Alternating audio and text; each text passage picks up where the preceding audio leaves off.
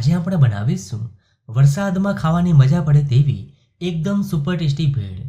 એકવાર તમે આ રીતે ભેળ બનાવજો, ઘરમાં બધાને ખૂબ જ પસંદ આવશે। તો વિડીયો ગમે તો લાઈક કરજો અને ચેનલને સબસ્ક્રાઇબ કરવાનું ભૂલતા નહીં। તો ચાલો હવે બનાવીએ। તો સૌથી પહેલા આપણે ચટણી બનાવી લઈએ। તો જારમાં ઉમેરીશું 1 કપ કોથમીર, 3 લીલા મરચાં, અડધો લીંબુનો રસ, 1/4 કપ ખારી સિંગના દાણા અને સ્વાદ પ્રમાણે મીઠું ઉમેરી બધી જ સામગ્રીઓને અધકચરી પીસી લઈએ। તો ભેળ માટે સુપર ટેસ્ટી ચટણી બનીને તૈયાર છે। હવે આપણે ટેસ્ટી એવી ભેળ બનાવી લઈએ। તો એક તપેલીમાં ઉમેરીશું 3 કપ મમરા। તો અહીંયા મેં મમરાને હલકા ક્રિસ્પી કરી લઈ લીધા છે।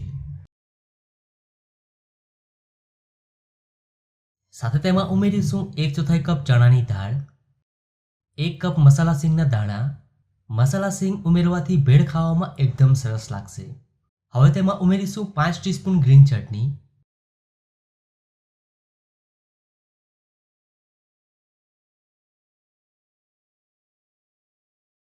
1 ઝીણી સમારેલી ડુંગળી, 1 ઝીણું સમારેલું ટમેટું, થોડી કોથમીર, અડધો લીંબુનો રસ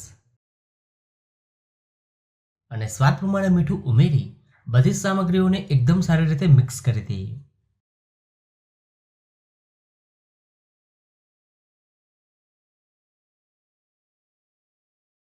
હવે તેમાં ઉમેરીશું અડધો કપ પ્લેન સેવ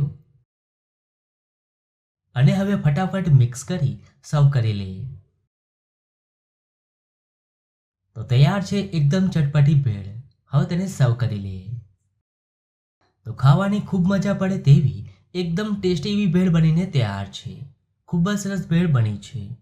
તો તમને આ ભેળની રેસીપી કેવી લાગી? જો રેસીપી ગમી હોય તો વિડીયોને લાઈક અને શેર કરજો।